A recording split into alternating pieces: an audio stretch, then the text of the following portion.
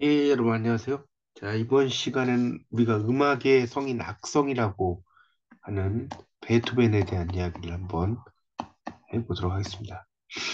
이 음악의 성인 베토벤이죠. 영어로 이제 베이토븐 이렇게 있죠. 베이토븐이죠. 이 악성이라고 해서 음악의 성인이라는 거죠. 음악학자의 성인 성자를 씁니다.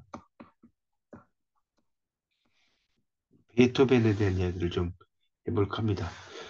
베토벤의 이제 명언들 보면 이런 말이 있어요. 그대가 자신의 불행을 생각하지 않게 되는 가장 좋은 방법은 일에 몰두하는 것이다.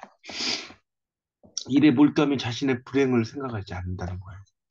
그래서 이 베토벤은 무려 32세 젊은 나이에 귓병으로 뭐가 됩니까? 나중에 귀머거리가 되죠. 그래서 음악가로서 청각을 잃었다는 것은 결국은 너무 가혹한 이야기였죠. 그래서 결국은 이 베토벤은 이제 죽음에 대한 생각도 하게 되지만 그런 죽음의 유혹을 물리치고 천재라기보다는 뭐예요? 노력이죠. 이 노력으로 양마 같은 인생의 이 길을 극복한 삶이 있죠. 그런 삶을 가지고 있습니다. 그래서 결국은 뭡니까? 나의 불운이죠, 불운. 그 귀머거리가 됐다는 것은 이 불운이죠. 이 불운을 떨치고 성공을 한 거죠. 그것을 이제 보면서 우리가 생각할 수가 있겠습니다. 그래서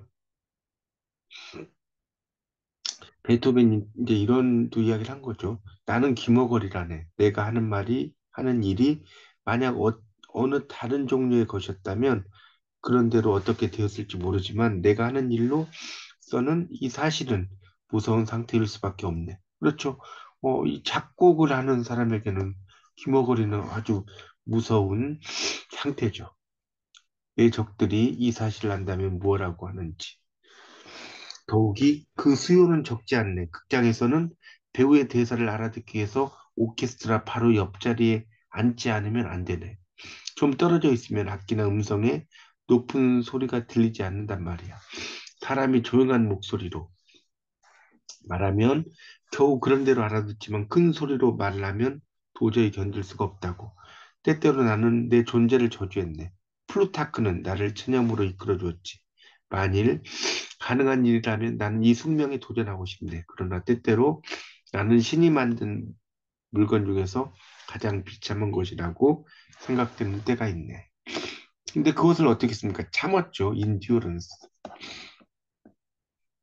참고 견디면서 이제 생각을 하면서 이제 훌륭한 음악가가 된 거죠. 그래서 이 가난 속에서 받쳐준 것도 결국은 이 도의심이죠. 그리고 생명을 끊어버리지 않은 것은 예술 때문이라는 거죠. 이 아니라 도의심 때문이라는 거죠. 예술도 물론 있겠지만 그래서 남보다 더욱 하나님께 가까이 하고 하나님의 영광을 인류 세계에 알려주는 일에 고귀한 사명은 없다. 뭐 이런 이야기도 했습니다. 또 누가 당사자 이상으로 모든 사정을 구체적으로 생각할 수 있을 것인가?